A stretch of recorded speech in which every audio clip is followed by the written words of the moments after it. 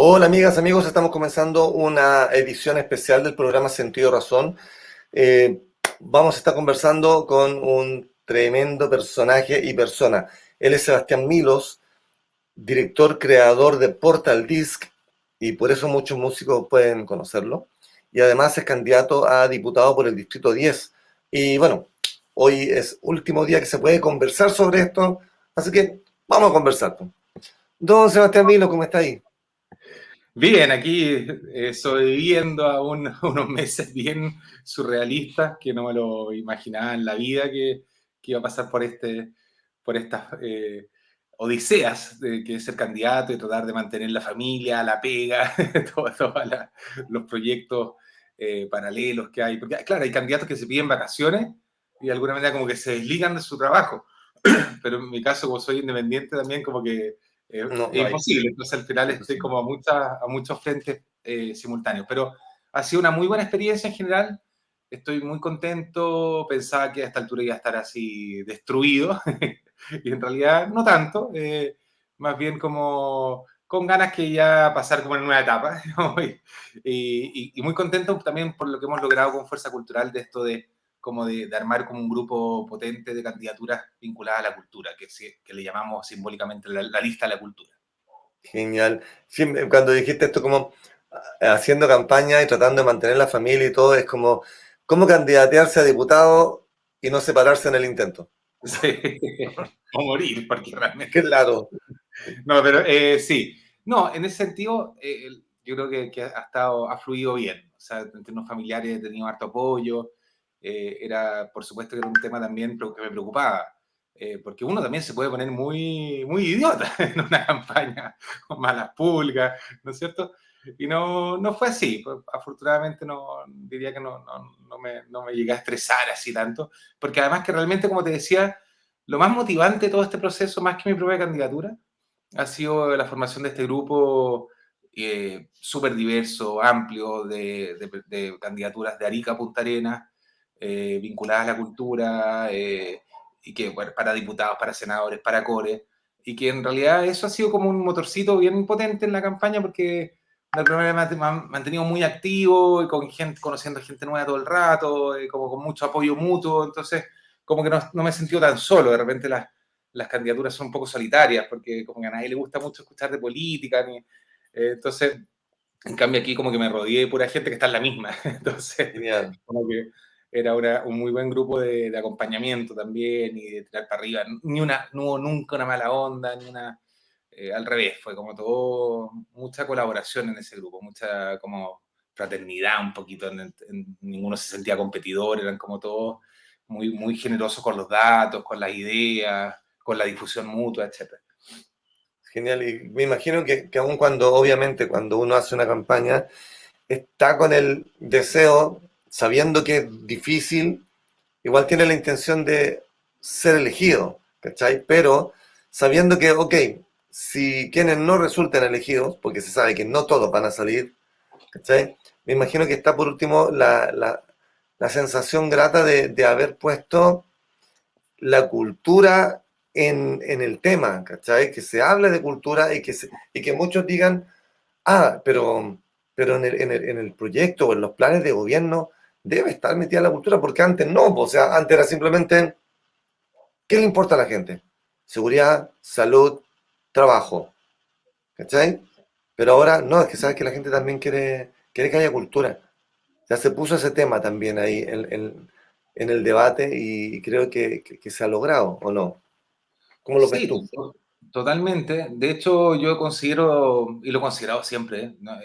Que el ser candidato es un rol en sí mismo, ¿no? O sea, no es solamente el camino para lograr ser elegido, sino que en el fondo es un rol que tiene una formalidad, tiene sus reglas, incluso el ser candidato te permite poner temas en los medios, uno puede hacer difusión de los temas que uno quiere como proponer, ¿no es cierto? Entonces, justamente como tú dices, como que permite, independiente del resultado, permite estar 2 meses como planteando soluciones, problemáticas, ¿no es cierto? Haciendo conversatorios, generando, por ejemplo, este grupo de la lista de la cultura. O sea, en el fondo tiene como en sí mismo tiene como en sí mismo un objetivo. Otra cosa es además ser elegido, que claro, Claro. obviamente yo creo que todos los que son candidatos, al menos como que consideran esa posibilidad en el fondo. Ahora, para ser súper realista, el distrito en el cual voy, este que dice ahí, Distrito 10, un distrito muy complicado, pero complejísimo, porque son 81 candidaturas a diputados solamente, ¿Y cuántos cupos?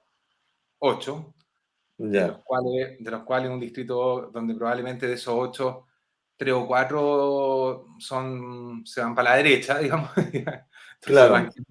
van quedando 4 o 5 con suerte para una gran mayoría de candidaturas que son más bien de centro izquierda.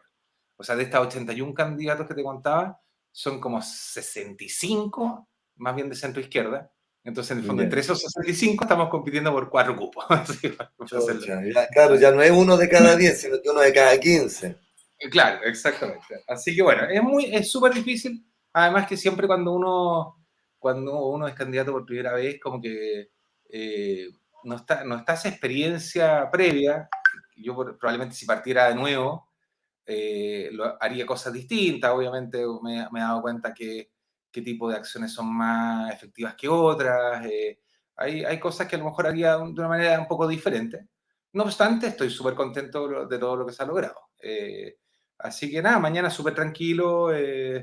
Y lo que sí me encantaría es que por lo menos algunos y algunas de la lista de la cultura salgan elegidos. Eso sí, si no sale ni uno, ahí sí me frustro.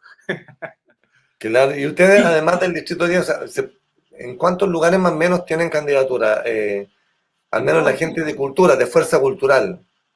Todos los distritos y regiones de Chile. No hay Ya, ninguno, o sea, en los 28 distritos, Chile está dividido en 28 distritos. Y en cada uno tenemos por lo menos una candidatura que apoyamos. A veces son 2, en algunos poquitos distritos son 3. eh, y también son diputados. Entonces uno se puede meter a fuerzacultural.cl y ahí aparece la lista de todas las candidaturas ordenadas de norte a sur. Entonces es bien fácil, ahí viene la información de cada uno con sus redes sociales, su reseña, etc. Para cores no tenemos en todas las provincias, porque son muchísimas, pero hay bastante, deben ser como unos 30 cores que estamos apoyando. Y senadores no tenemos en todas las regiones, porque bueno, acuérdate que además en esta elección solamente se eligen las regiones pares. claro, Eh, entonces, en el fondo son 8 regiones que eligen senador, o 9, porque parece que en la metropolitana también. Y ahí tenemos como en 6, no en todas, nos faltan un par simplemente porque no encontramos a nadie que nos pareciera como especialmente vinculado a temas culturales. ya. Eh, entonces, bueno, pero está bueno, bien potente ese grupo, ha salido bastante en los medios. Hicimos un videíto colectivo muy bonito que me encantaría si me da la posibilidad de poder mostrarlo. Por Eh, supuesto. y así que es un... ahí ¿Lo vemos al tiro? Dura 2 Ya, minutos. dale, dale, dale. Ya Compártalo lo, nomás. ya lo vamos a poner aquí. A ver. Es cuadrado, así que a lo mejor sería bueno sacarnos de pantalla mientras tanto. A ver, Ok. aquí está.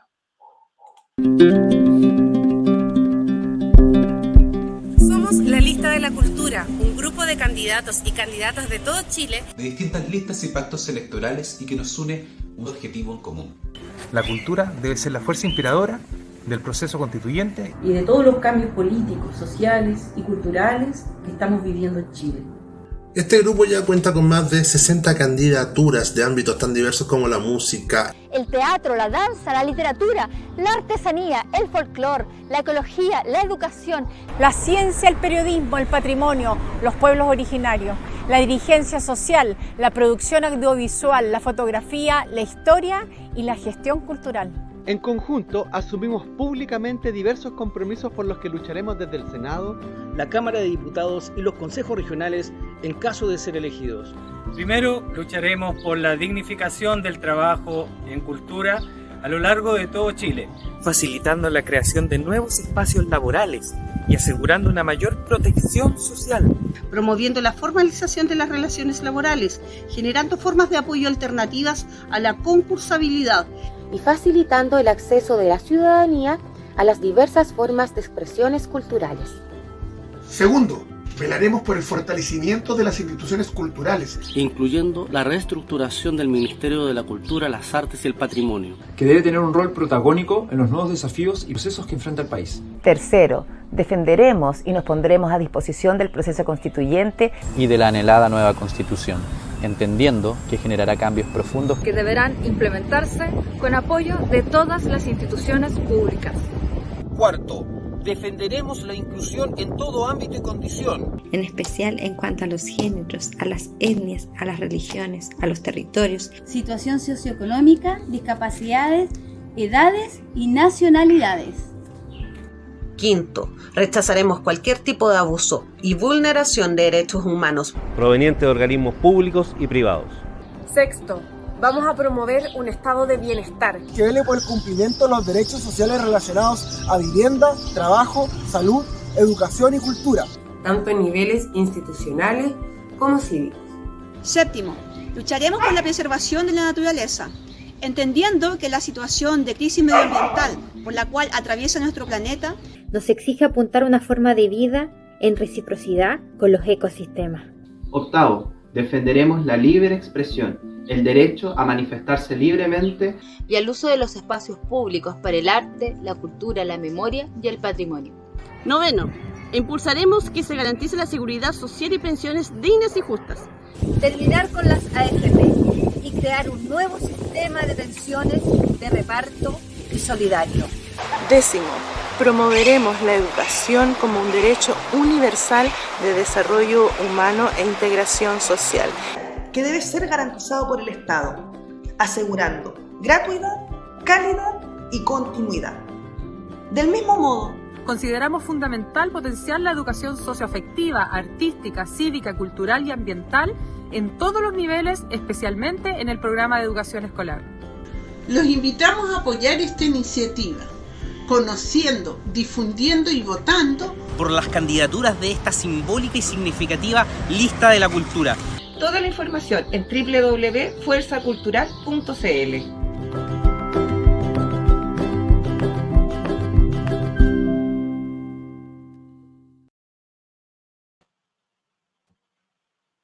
Está bonito. Está bonito, está bonito. Te engañé, no eran 2 minutos, eran 3 y medio. Detalle. Un detallito chico nomás. Una mentirilla blanca. Si te decía 3 minutos y medio no me iba a dejar ponerlo. No, porque me hubierais dicho 5 minutos, le damos 5 minutos. Total. Oye, bueno, ahí parte del grupo, ni siquiera, ahí, no sé, debe haber 40 probablemente, no sé. Imagínate, y son 73 en total. Así que nada, es un tremendo grupo, muy diverso. Hay gente de pueblo originario, hay actores, músicos, hay titiriteros, artesanos, bueno, bailarines, gente vinculada, profesores, historiadores, etc. Está muy interesante. ¿Todas las personas son miembros de Fuerza Cultural o hay gente que no es de Fuerza Cultural pero cumple o está, digamos, en acuerdo con los lineamientos de Fuerza Cultural? No, la mayoría no son de Fuerza Cultural. Ya. Ahora se han ido uniendo a Fuerza Cultural porque han quedado súper como entusiasmados con la iniciativa, pero muchos ni la conocían de antes. Nosotros partimos, obviamente, apoyándolo a los candidatos que venían de Fuerza Cultural, que eran como 10. Y luego empezamos a ampliar un poco el círculo, contactando a los que consideramos que tenían que ver con cultura. Así hicimos como una especie de catastro con las regiones y todo eso. Pero también abrimos un sistema para que las propias candidaturas pudieran solicitar el apoyo de Fuerza Cultural. Entonces, como que postulaban, entre comillas, digamos, llenaban un formulario. Y claro, tenían que cumplir ciertos criterios básicos y si los cumplían, los apoyamos. Lo interesante también es que una iniciativa que ha sido muy bien valorada porque es bien comunitaria, digamos. O sea, hay como bastante diversidad de listas, de partidos, hay gente, o sea, no sé, estamos apoyando candidaturas de Dignidad Ahora, de Apruebo Dignidad, de Chile Digno, del Partido Ecologista Verde, de Nuevo Pacto Social también. O sea, hemos sido bien amplios en el espectro, siempre y cuando, obviamente, que nos una los aspectos culturales. Así que ha sido una muy buena experiencia, la verdad. Entonces, como hay gente de diferentes partidos, tal vez lo que estaba pensando no se ajusta para todo, pero tal vez para ti, para la gente más ligada a Fuerza Cultural. Uno de los temas que a veces como que importa y a veces como que no importa mucho, pero siempre es súper importante, es como de dónde se obtiene el financiamiento para las campañas, porque se supone que hay que evitar meterse, por ejemplo, con una pesquera, ¿cachai? O algo así, alguien que te vaya a dictar después las leyes. ¿Cómo se financian estas campañas de Fuerza Cultural sabiendo que si después, no sé, pues, no hiciste un buen informe sobre eso, te vengan a allanar, ¿cachai? Claro.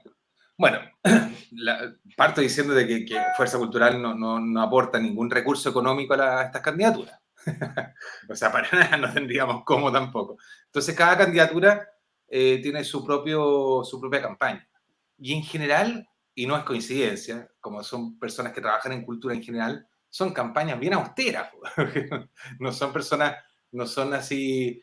Es muy distinto, por ejemplo, cuando un abogado, por ejemplo, que de repente tiene un buen sueldo o tiene una muy buena pega, de repente pido un mes de vacaciones y dice, ya, voy a gastar 10 millones de pesos en mi campaña, que perfectamente uno puede gastar 10 millones de pesos para difundirse bien. Y nada, pues la gente que trabaja en cultura muchas veces no tiene ni 100 lucas disponibles, ¿cachai? Entonces al final como que es mucha creatividad y mucho de boca en boca, sale mucho a terreno, digamos. Entonces, en ese sentido no tenemos ninguna preocupación, no hay nadie que haya gastado lo suficiente como para que genere algún tipo de sospecha, ni siquiera. Así.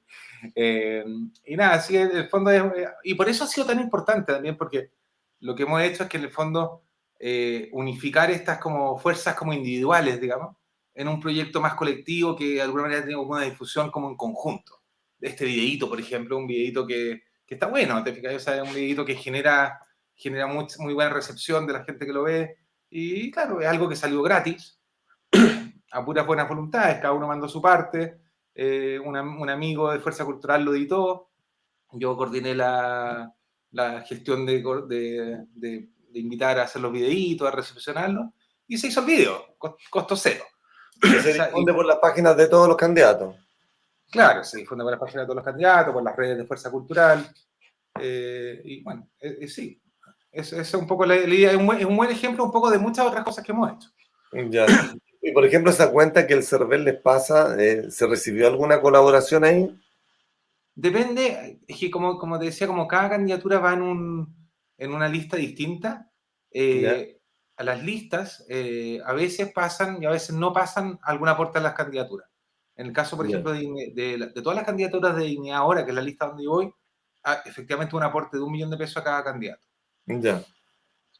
Eso y eso, por ejemplo, y de ahí salieron los separadores de libros, por ejemplo, ¿no? Acá tengo uno, justamente. Este es mi...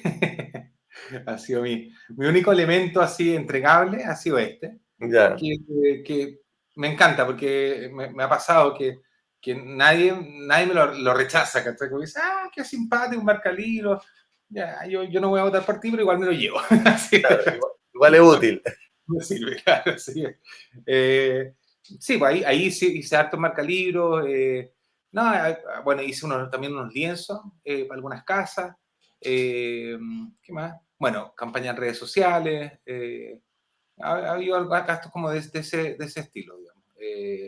¿Y qué más? Y bueno, y también una persona que me ayudó en la parte audiovisual, porque hice también hartos videitos y también diseño. O sea, se va a ser bien utilizada ese milloncito. Yo creo que eso es lo bueno en el mundo de la cultura, que obviamente al trabajar en ese medio siempre se requiere de buenos elementos de difusión, y obviamente en el mundo de la cultura hay de todo, pues hay gente que, tal como dijiste, hay músicos, alguien que pueda componerte algo, hay gente audiovisuales, bailarines, actores, escritores, entonces es como lógico que entre el mismo mundo de la cultura apoye a los demás, porque es para llevar el mensaje del arte y la cultura hacia los grupos políticos, ¿sí? Exacto.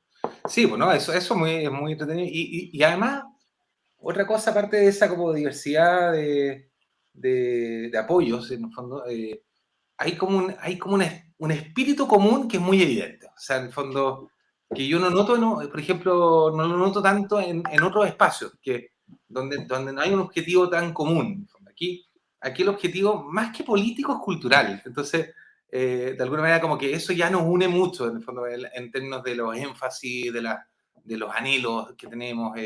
En cambio, si fuera político, claro, pueden haber muchas formas de abordar la política, pero la cultura tiene como una forma bastante como de sentido común, digamos, que el respeto por las identidades, por los oficios, por la dignificación de la cultura. Un poquito estos 10 puntos que se vieron en el videíto, que están en fuerzacultural.cl, también ahí uno se puede ver las candidaturas y puede ver el video y la carta de compromiso colectiva. Esos 10 puntos fueron, curiosamente, a pesar de que éramos tanta gente, fueron muy fáciles de establecer, estos 10 compromisos. Como que todo fue como, wow, sí, esos son, perfecto. Ahí hicimos algunas correcciones, pero más bien de redacción y nos fuimos para adelante. Normalmente hacer una carta de compromiso en otros ámbitos con 10 puntos es súper complicado, porque además, sí. claro, porque basta que una persona no esté de acuerdo con uno de los puntos y ya un poco se te va la cresta la carta de compromiso. Entonces, bueno, ha sido, en el sentido como que ha fluido muy bien. Pues sí, ha sido interesante. Y bueno, y por otro lado, mi propia candidatura, eso me ha pasado siempre de todo este tiempo que como puedes ver, me entusiasma mucho más la lista de la cultura que mi propia candidatura, porque es más apasionante como proyecto, digamos. Pero también mi candidatura tiene tiene también su cuento. Aparte, bueno, yo soy el fundador de Fuerza Cultural, que también es una iniciativa que ya lleva 2 años, más de 2 años de hecho, que ha sido 2 años muy intensos, además que nos tocaron 2 años, pero brígidos entre la pandemia. Sí, con reclusión domiciliaria para todo el país, ¿cachai? Claro, y todo también todos los cambios que vinieron con la nueva constitución, o sea, y nos fuimos metiendo bastante en esos temas, digamos. Hemos hecho muchas actividades con Fuerza Cultural, entonces de alguna manera como que esto de ser candidato, cuando me lo propusieron, la verdad que al comienzo les dije pensé que me estaban leseando, digamos, porque de verdad no se me había pasado por la cabeza que me fueran a invitar, por lo menos por ahora, digamos. Entonces, pero después de un rato, un par de días más bien, como dije, bueno, ¿por qué no? Si en realidad esto también es una consecuencia natural de todo este trabajo que hemos estado haciendo con Fuerza Cultural, que viene también de antes con otras iniciativas también de vinculación, como por ejemplo el gremio IMI Chile. Yo soy fundador de una asociación gremial. Portaldis, que es un proyecto súper colaborativo, en el fondo son 7.000 artistas que de alguna manera se vinculan a través de esta plataforma de distribución de música chilena, que es mi proyecto más laboral. Y siempre he estado metido como en cosas de vincular personas, digamos, de vincular proyectos y todo. Antes incluso yo fabricaba juegos de salón y juegos de madera, y participé en la fundación de un gremio de los jugueteros de Chile. Así que, como que de alguna manera, como que también, claro, como que, y varias personas me decían, ay, voy a terminar siendo político. De alguna manera todo lo que hiciste, el unir a la gente, es política. Lo que pasa es que, por desgracia, como han habido malas personas, digamos, se han metido un grupo de mercaderes en la política y la gente después termina diciendo que es la política la sucia, la política la mala. Y no, lo que pasa es que hay malas o sucias personas que se han metido en la política y han desvirtuado esto, pero no es que la política sea mala por ser política, ¿cachai? Entonces hay que recuperarla, hay que limpiarla y hacerlo bien ahora. Y lo mismo porque antes, cuando los políticos, esta clase que se denominan como clase política, cuando ellos empiezan a hacer políticas culturales o tienen ideas para la cultura, nunca fue algo realmente bueno y de respeto hacia la cultura. Entonces, ¿qué diferencia hay entre cómo la política afecta a la cultura y versus lo que se está buscando con fuerza cultural? Que la cultura permee y afecte a la política. Mira, yo un poco el principio fundamental de Fuerza Cultural cuando nace, no hay que olvidar que Fuerza Cultural cuando nació buscó ser un partido político de la cultura, o sea, ser el primer partido de la cultura en el mundo, porque no, después nos dimos cuenta que no había otras experiencias. Es muy curioso porque hay partidos en el mundo de todo, de ciclistas, de trabajadores, de ecología, de animalismo, pero es muy raro que no haya ningún partido de la cultura, siendo que de alguna manera engloba muchos temas y todo. Entonces, bueno, la premisa como fundamental de Fuerza Cultural es que la cultura está muy relegada de las decisiones sociales, políticas, incluso culturales. O sea, no está siendo como considerada ni a las personas que trabajan en cultura, ni tampoco los efectos sobre las culturas, digamos, sobre los pueblos originarios, sobre las entidades locales, sobre los efectos que puede tener una decisión, una nueva ley. Claro, se consideran aspectos económicos, aspectos técnicos, aspectos administrativos, aspectos medioambientales, que bienvenido que así sea, pero no, dentro de ese análisis no está como el impacto cultural, ¿cachai? El impacto medioambiental se considera y muchas veces se analiza, ¿no es cierto?, así con técnico y consultora y todo eso, pero el impacto sobre la cultura de un territorio, por ejemplo, si uno va a poner no sé, pues, si uno tiene que hacer, por ejemplo, un embalse, ¿no es cierto? Muchas veces hay más preocupación por el impacto medioambiental que cómo va a afectar culturalmente ese territorio, ¿sí? Incluso a veces inundando pueblos, o sea, y cementerios y toda la historia de lugares, digamos. Entonces, hay un tema como que es curioso, porque en el fondo, siendo tan importante, yo creo que en ese sentido, yo creo que nadie podría desconocer la importancia, ¿no es cierto?, para un país de los temas culturales, de las tradiciones, que no estén más presentes. Entonces un poco la teoría, que espero que sea correcta, es que si logramos que más gente con ese convencimiento participe en estas instancias de decisiones, digamos, eso va a ir cambiando, porque en el fondo va a haber más gente. Por ejemplo, si yo fuera elegido, o cualquiera de Fuerza Cultural fuera elegido, supuestamente, digamos, si es que actúan en consecuencia, deberían estar velando porque los criterios culturales también sean considerados en todo tipo de decisiones. No solamente, y eso es importante, en las que involucran como a lo que uno considera habitualmente de cultura, que es como el arte, ¿no es cierto? No, eso de todas maneras también. Pero también la cultura tiene mucho que ver con la vivienda, con la salud, con la educación, con todo, con la vejez, ¿no es cierto?, con los niños, o sea, en todo tema del país se puede abordar de una perspectiva cultural.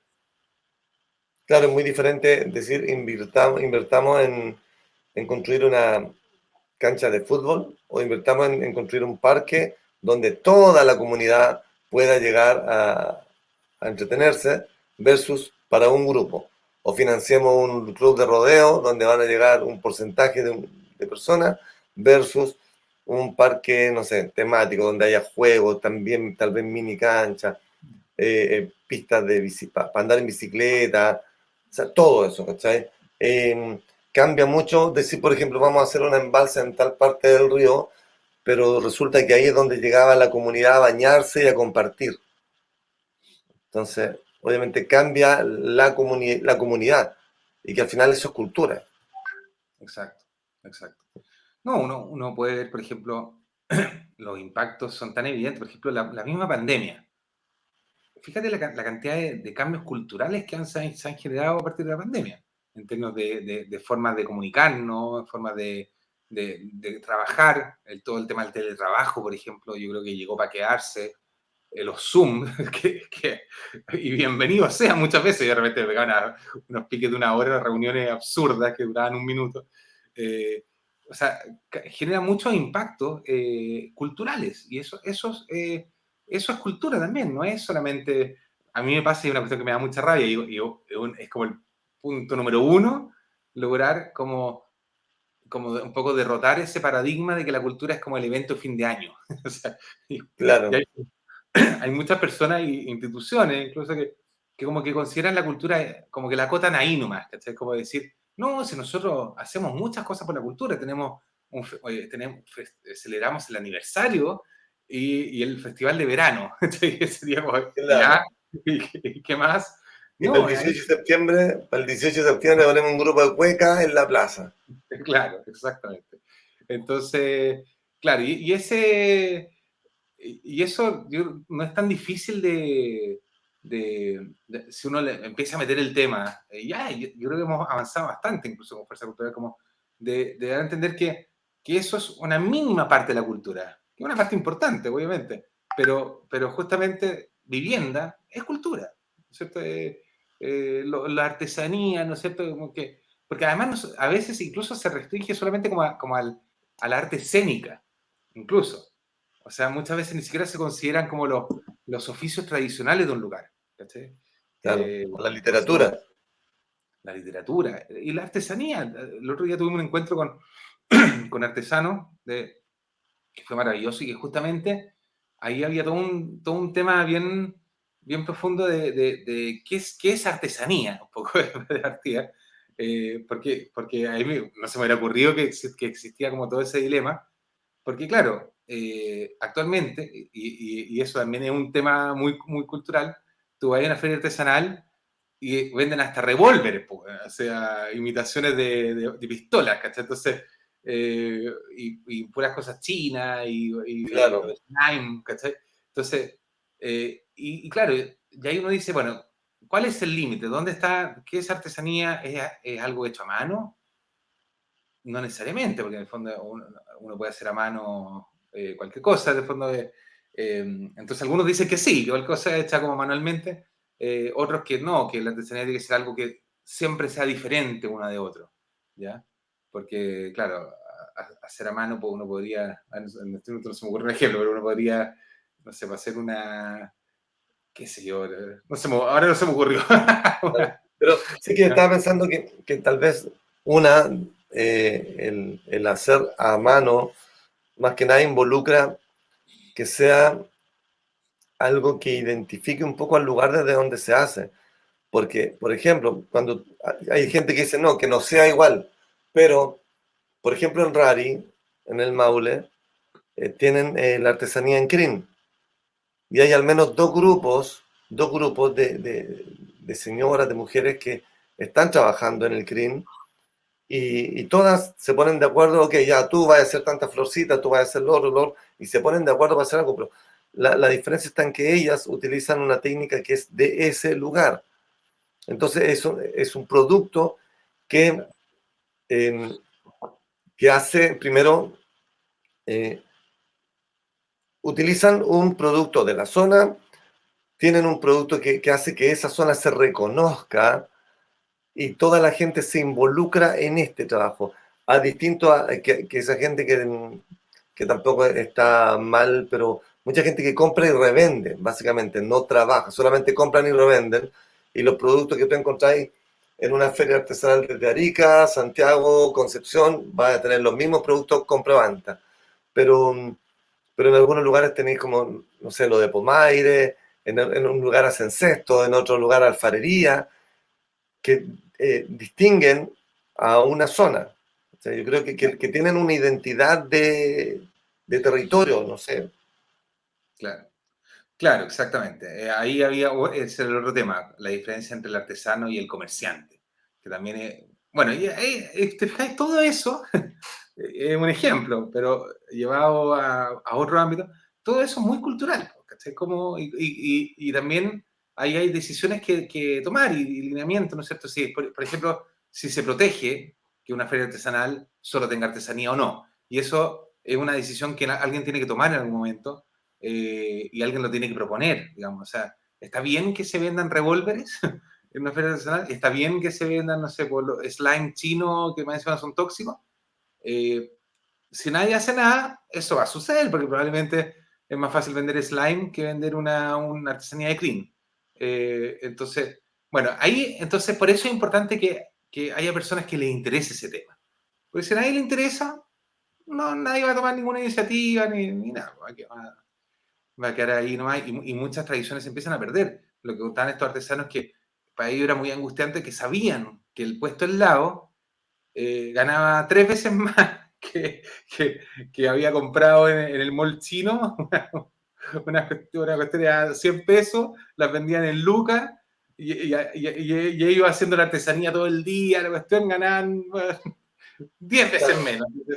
Era como medio terrible. Bueno, y muy poco apoyo también, entonces también hay que buscar formas de incentivar también el trabajo artesanal y asimismo musical y todo eso. Bueno, pero ese es un ámbito, ¿sí? Entonces está lleno de aristas el tema de la cultura, y por eso es tan interesante y tan importante como que haya alguna institucionalidad que también vincule el mundo cultural con el mundo más político, porque como te decía, como que de alguna manera como que pareciera como que estuvieran como casi como que fueran medio enemigos a veces. Sí, es casi como el pueblo contra los políticos. Claro, es raro, y pasa a mí, también es interesante que el mundo como más artístico, los artistas, los gestores, los cultores, como también tú decías, también tienen una vocación política, la tienen, un poco escondida muchas veces, pero de alguna manera, no sé, pues el que hace canciones y hace una letra y no sé, se pone en el escenario a cantarla y dice cosas entre medio, todo eso, es un acto súper político. Entonces, pero muchos de ellos como que le tienen también como un poco como de recelo al tema político, entonces como que no dan el paso de decir ya, pero además voy a aportar en la política, voy a participar más activamente, todo eso. Entonces, y eso también ha sido como también un rol nuestro de Fuerza Cultural, como ir como haciendo como que perder el miedo a dar ese paso, en el fondo. ¿Sabes qué? Yo a veces siento que lo que tú dices, que algunos tienen temor a involucrarse firmemente en la política, es porque se dan dos casos. Uno, que hay algunos que por decir su preferencia política pueden perder un trabajo, por ejemplo, en un municipio que sea de una opción diferente. Y por otra parte pasa a algunos que precisamente utilizan esa posición política para ganar trabajos, para estar con el gobierno de turno, para poder meterse en los ministerios, no sé, y pescarse todos los pitutos de ellos porque tienen como un discurso político supuestamente de defensa en esto. Y por otro lado hay gente que tal vez sus letras no son precisamente políticas, que pueden ser de la existencia, del amor, de distintas cosas, y que a lo mejor ellos podrían, con toda justicia, pertenecer a una u otra tendencia política. Y no tendría por qué alguien condenarlos porque alguien diga, mira, yo hago buena música de amor, pero soy de izquierda. Y otro que diga, yo también hago buena música de amor y soy de derecha. Porque hay gente que dice, no, es que el artista debe ser de izquierda. Es como que se supone que el artista debe tener ese sentido social que se asemeja más a la izquierda. Pero por otra parte digo, bueno, también uno se pone a pensar ahora, pero es un rollo mío, ¿qué es la izquierda? ¿O en qué se convirtió la izquierda?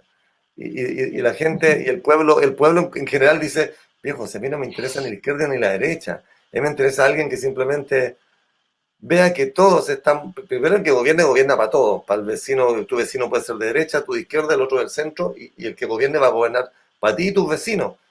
Entonces la gente dice, queremos a alguien que simplemente respete como yo pienso, y que simplemente ponga las mejores condiciones para que yo, sin importar cómo pienso, pueda trabajar tranquilamente y tener el sustento y vivir tranquilo. Sí, claro. Sí, pues ese otro tema, pero en la práctica también me ha pasado, me lo preguntan mucho, por mí, por Fuerza Cultural, por la lista de la cultura, en qué lado ideológico uno se posiciona, digamos, si en izquierda, extrema izquierda, centro izquierda. Es una pregunta bien complicada de responder, efectivamente, pero por otro lado, yo también creo que hay que perderle un poco el susto a de repente decir, puta, sí, somos, no sé, yo considero centro izquierda, ¿no?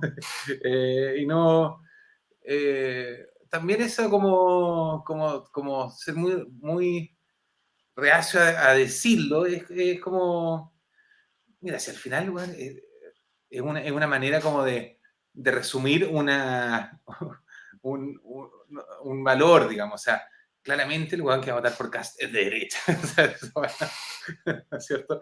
Y el que va a votar, no sé, por Artés es de izquierda, claramente. Y ahí empieza una serie de matices intermedios, y está bien, sí, y ha sido así durante siglos y así en todo el mundo.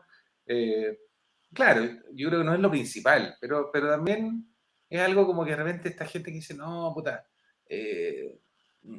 yo no soy ni de derecha ni de izquierda, como que depende un poco solamente de la persona. Ya, se entiende, pero finalmente también como que es un poquito enredada, ¿no es cierto? También yo creo que es importante tener como principios claros y obviamente está súper bien que haya gente de derecha y gente de izquierda,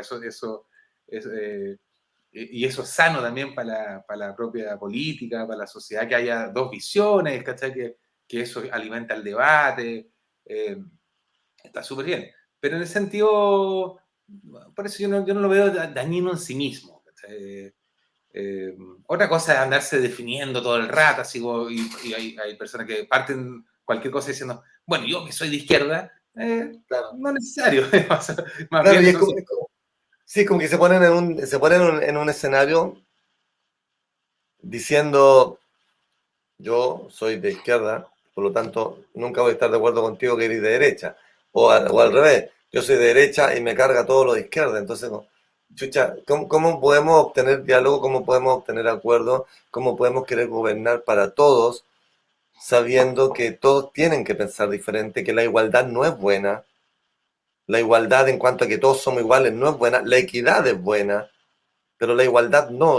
O sea, no queremos que los hombres y las mujeres sean iguales, que tengan el trato justo y equitativo para cada uno de acuerdo a sus capacidades. No tiene por qué una persona en silla de ruedas ser tratada igual que una persona que no tiene ese problema para caminar. Necesitan un trato equitativo, no igual. Entonces, de pronto hay gente que dice, que si tú no piensas igual que yo, estás mal. solamente la salvedad que, claro, el concepto de igualdad muchas veces no se aplica también para los derechos, que haya igualdad de derechos, de posibilidades, ¿no es cierto? Eso es distinto a que todos seamos iguales. Claro, no. Qué bueno que no. Claro. Qué bueno que no. Imagínate este mundo con 1.000.000 de hueones como yo. O sea, ¿qué sería? No. ¿Sabes? No, yo creo que es bueno que seamos diferentes. Pero. Por supuesto. Y bueno, y justamente ahí también es parte un poco del espíritu de Fuerza Cultural, que justamente es como de alguna manera dar espacio a esa diversidad, ¿cachai? Esa diversidad enorme que hay en Chile. Chile es un país, yo creo, de los países más diversos en términos de geográficos, ¿no es cierto? Tenemos cordillera, mar, desierto, iceberg.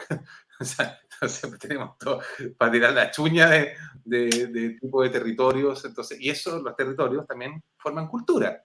O sea, obviamente una persona que nace en el desierto de Atacama, culturalmente va a ser toda su vida en términos culturales, de oficio, de trabajo, de artesanía, de todo, de música, va a ser completamente distinto a lo que vi en Punta Arenas, ¿cachai? Entonces, Claro. y entonces siendo un país tan largo y tan diverso, se generan demasiadas particularidades y que son frágiles muchas veces, si es que no se consideran en el fondo, porque a veces son tan chiquititas que de repente, pucha, si uno se pega una decisión y puede realmente barrer con cierto, no sé, pues, tradición de un poblado, no sé, pues yo estoy bien vinculado a la pesca, o sea, a la región de Aysén, porque viví un tiempo en una isla y ahí se trabaja la pesca artesanal de la merluza. Y es todo un mundo, o sea, en términos de... Es un arte, digamos, o sea, la pesca artesanal, donde hay toda una tradición y toda en el fondo, toda una historia de cómo se ha ido formando y cada país, porque la merluza sale también en Argentina, todo eso, tienen como sus técnicas propias. O sea, es como una artesanía un poco, pero... entonces, claro, y ahí, si te fijáis, o sea, basta que alguien diga, ¿sabes qué? No se puede comprar más pesca en la zona de Aysén, y se fue a la cresta todo, se fue a la cresta a esos pueblos, las escuelas, las capillas, todas las instituciones que se han ido formando de a poquito, mueren porque dependen absolutamente de la pesca artesanal, ¿sí? Y muchas veces han estado en ese riesgo, que hay un nivel de dependencia un poco total de un oficio, ¿cachai? Entonces, bueno, ese es otro tema, los oficios, ¿cachai? De cada lugar, que no necesariamente son artísticos, pero también son parte de la cultura. Una de las cosas que tiene la cultura es precisamente lo que hablamos de los artistas, porque muchos dicen la clase política, esa clase política que se autodenominan clase, ¿cachai? Como si fueran rubios y los demás somos todos negros. Hay una... Chucha, se me fue la onda. El diálogo, porque en la cultura se necesita diálogo y tolerancia, ¿cachai? Porque puedes estar con alguien totalmente diferente en su pensamiento a ti, pero sabéis que tenéis que lograr sí o sí un acuerdo. Por algo, por ejemplo, tú estás postulando al Parlamento, que van a ir a conversar y ver qué es lo mejor para todos, ¿cachai? Entonces, ajustar una ley y la otra. Tú, suponiendo o pensando que muchos hablan de, por ejemplo, la contaminación, y los que vienen a instalar una mina o un lugar dicen, no, pero nosotros traemos trabajo. Y en un pueblo donde a lo mejor tienen un montón de riquezas, como lo que está pasando con la mina Dominga y el santuario de los pingüinos de Humboldt. ¿Tú, cuál sería tu posición acá? ¿Como privilegiemos dar trabajo a la economía? No que no se haga nada porque está el medio ambiente, o todo lo que se haga en cualquier lugar debe ser conversado sí o sí con la gente que vive en la zona, que no puede venir otra persona por mucho poder, sin importar el título que tenga dentro del Estado, tomar decisiones sobre un lugar sin antes consultar con quienes viven ahí. Porque es muy fácil, por ejemplo, que tú vives en Santiago y que votes por una ley o por algo que se va a hacer en Antofagasta o en Talca, total a ti no te va a repercutir en tu vida diaria. Bueno, tú diste un poco la respuesta, Perdón.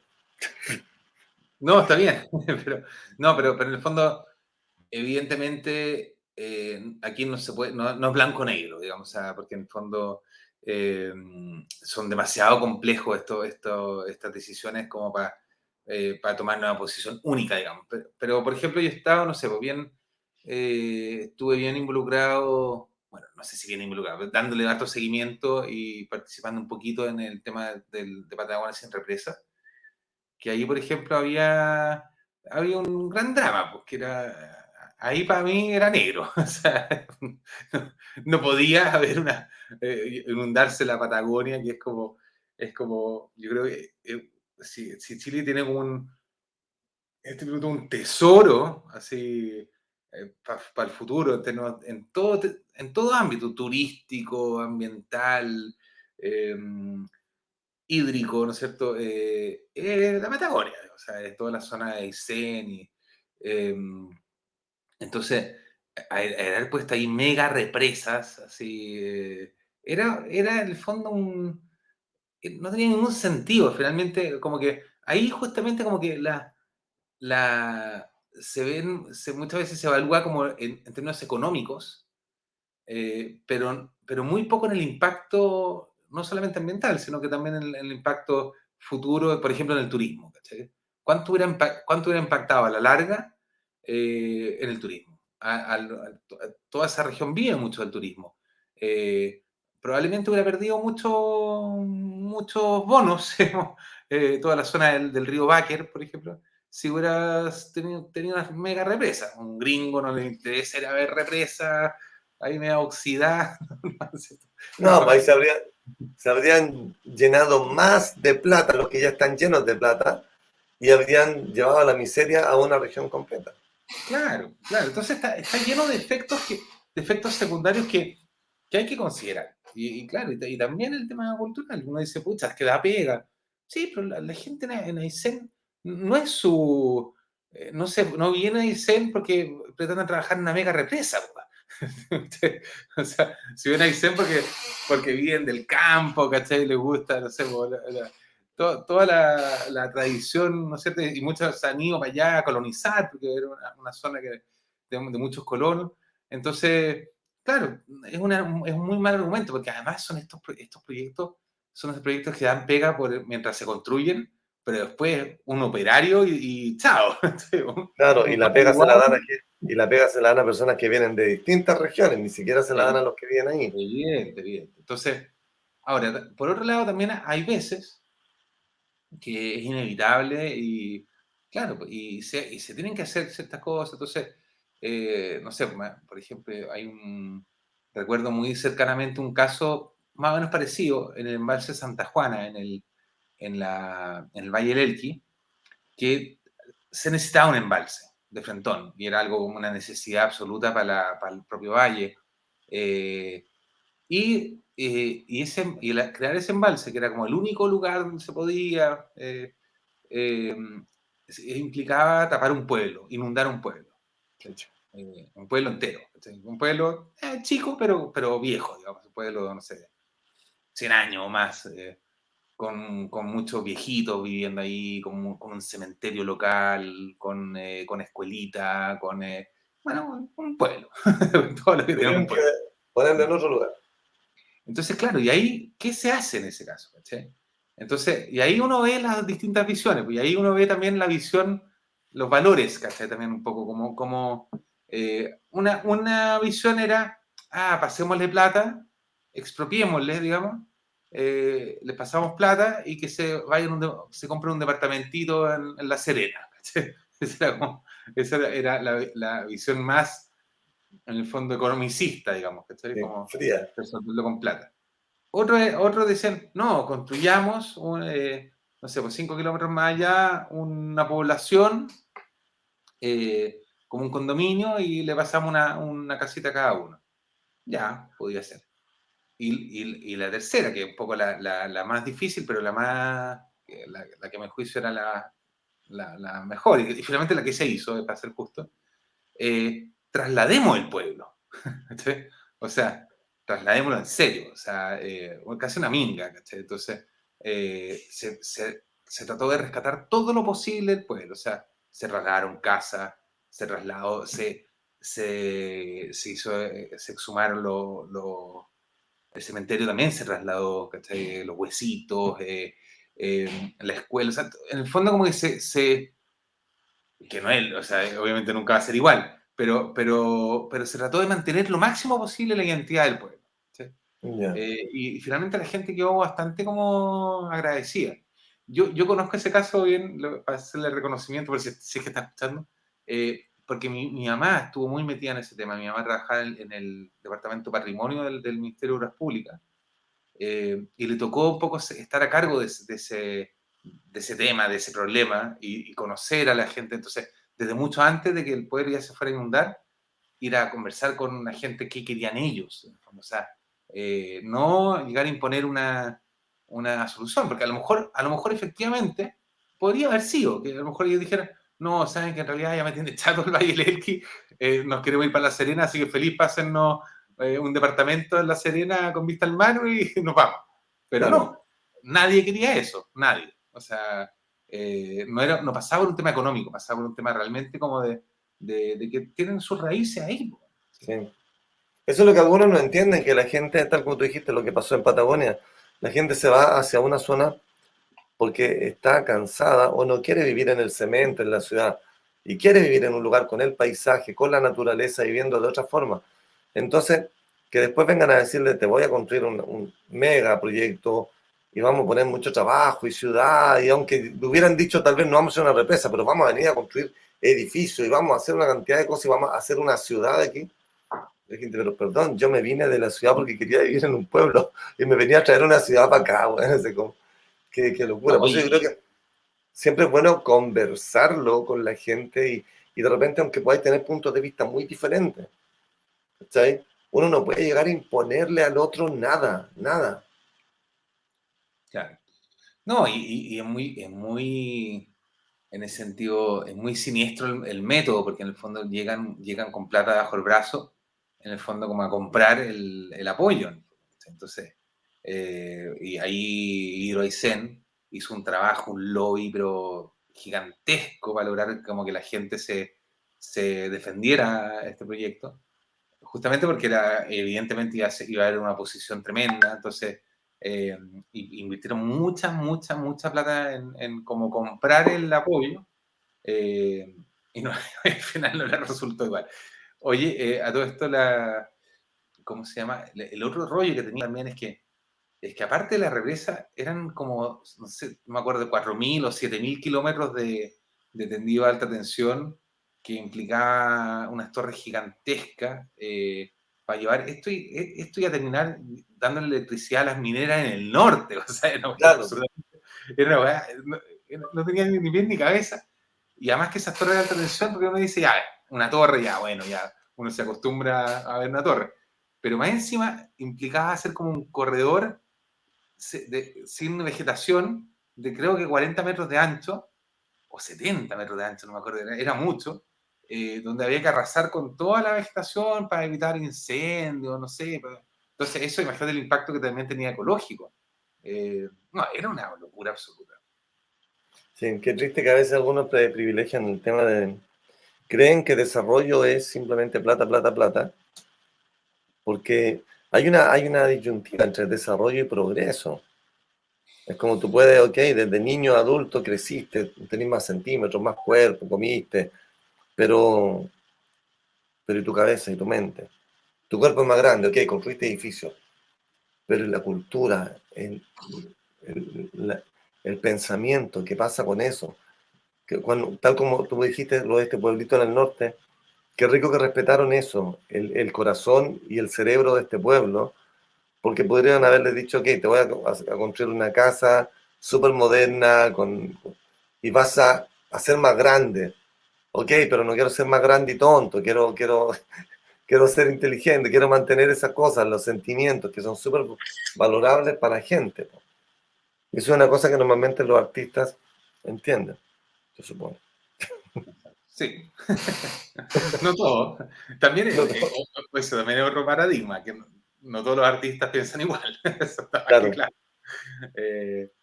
Hay una diversidad enorme y distintas visiones para todo. Entonces, claro, y bueno, otro tema interesante ahí como enfocar el tema incluso del propio trabajo artístico. O sea, todo el tema, por ejemplo, de la concursabilidad.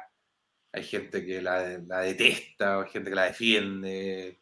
Yo la encuentro un desastre. Sí, yo también. Oye, a propósito, no sé si estamos, ¿cómo estamos de tiempo? Nos quedan unos 5 minutitos. Ah, ya, vale. No, una de las propuestas así como que han generado una cierta, porque en la página web sebastianmilos.cl, esa es mi página web, que también se puede llegar a través desde Fuerza Cultural, pero más directamente sebastianmilos.cl. Ahí está mi biografía y mis 10 propuestas. Mis 10 como pilares, digamos. Y algunos tienen que ver con la refundación de las instituciones culturales, bueno, el respeto a la diversidad, justamente. Bueno, ahí están, son como, no es un programa como de un alcalde, porque en el fondo un diputado va a ponerse a disposición de un a trabajar a disposición de un poco del sector que uno representa, digamos, no es que uno llegue con soluciones, digamos. Bueno, pero sí hay como énfasis, ¿no es cierto?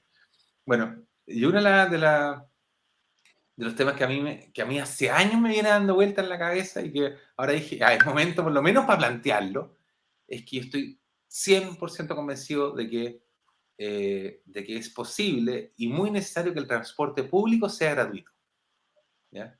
Y es una cuestión que me ronda hace años, digamos, por muchos motivos. O sea, y porque además he investigado el tema y hay experiencias internacionales donde se ha logrado. Es un tema que está bastante en este momento en boga en el mundo, porque en el fondo tiene beneficios, tiene miles. O sea, si uno podría estar horas hablando de los posibles beneficios del transporte público gratuito. Por ejemplo, en términos de descontaminación, en términos de descongestión, en términos de inclusión, en términos de redistribución de los ingresos, de la riqueza que se llama, que en el fondo una familia, no sé, pues si se gasta 100 lucas al mes en transporte público y el transporte público va a ser gratuito, esas 100 lucas las va a gastar igual, pero las va a gastar en el almacén de barrio, las va a gastar ¿no es cierto?, en víveres, en artesanía o en servicios culturales, y no para enriquecer a los operadores de Transantiago, por ejemplo, si es que fuera Santiago. Entonces, tiene beneficios por ese lado también. De alguna manera como democratiza el acceso a la ciudad. Las ciudades en general son súper, las grandes ciudades por lo menos, son súper como segregadoras. Cada comuna tiene como su propio mundo y como que no quieren mucho vincularse con el otro, ¿cierto? Entonces, en cambio, si el transporte público gratuito permitiría como que estuviera más al alcance la ciudad para la gente. Por ejemplo, no sé, si una familia en este minuto quiere ir de paseo a la Quinta Normal, bueno, con 4 hijos, se echa 10 lucas de ida y vuelta, ¿cachai? Entonces, finalmente va a ser también una limitación justamente para el acceso. Bueno, tiene beneficios, como te digo, tiene montar. Y la implementación, digamos, el costo, porque si es gratuito para la gente, el Estado tendría que pagarlo. Bueno, y ahí, claro, y ahí está, sí, pues ahí está la otra parte. Obviamente, el único argumento en contra que he escuchado es el costo. No hay como otros. No, yo creo que la idea es buena. Sí, pero cuando hay una idea buena, uno en vez de decir no me parece, no. Uno tiene que decir, ok, la idea es buena. Pero ¿cómo se hace? Bueno, el tema es cómo. Hagámosla, pero ¿cómo? Eso te quería decir. Existe como la sensación de que es inviable, pero en realidad no es tan inviable. El Estado actualmente ya subsidia. Estoy poniendo el ejemplo del Transantiago, que es el más caro, el más monstruoso de todo. Pero obviamente eso después, la idea sería que fuera también en regiones. Pero el Estado actualmente subsidia el 55% del ingreso de los operadores del Transantiago, es subsidiado por el Estado. O sea, actualmente el Estado está poniendo más de la mitad de la plata, la está poniendo el Estado. Solamente el 45% se financia con pago de pasajes, digamos, ¿ya? Y ese pago de pasajes, por una serie de razones, es cada persona que se sube a una micro, por ejemplo, en el fondo está aportando al sistema 300 pesos solamente, no los 800 que cuesta un pasaje, por muchos motivos, por la evasión, porque esa persona puede hacer transbordo, o sea, se sube al metro y después se suben sin pagar de más, sin pagar un extra, se sube la micro. Entonces, finalmente, cada traslado aporta al sistema 300 pesos por persona, ¿ya? En un año. O sea, todo esto calculado siempre con cifras anuales. Por lo tanto, ¿cuál es el costo unitario? Son 300 pesos cada traslado individual. Ahí suena bastante poco. Por ejemplo, estoy por inventar algo. Si uno lograra con apoyo de los privados, por ejemplo, ya, que esa micro fuera la micro Jumbo, ¿ya? Y que dentro de la micro haya publicidad de Jumbo y que por fuera también, y que Jumbo pagara esos 300 pesos, te aseguro que podría incluso resolverse de esa manera. Ahora, hay muchas otras formas también, y te lo digo, o sea, hay experiencias internacionales donde se hace, donde el transporte, o sea, que hay transporte público gratuito, brandeado. Pero aparte está el bono de locomoción que pagan los empleadores, perfectamente podría ir a un fondo que financie el transporte público gratuito. Está también, ¿cómo se llama? Es tanto el ahorro que se genera en muchos ámbitos, no solamente hay beneficios, sino que también ahorros también que tienen que ver con la contaminación, con la descongestión, con la productividad, con los accidentes, etcétera, ¿ya? Que también hay que sopesarlo. Y finalmente lo que le ingresa, o sea, lo que genera el pago de pasajes son 613.000 millones en un año, ¿ya? Suena una locura, pero bueno, es mucho menos que la utilidad de los bancos. ¿Cachai? O sea, mucho menos. Entonces, es como...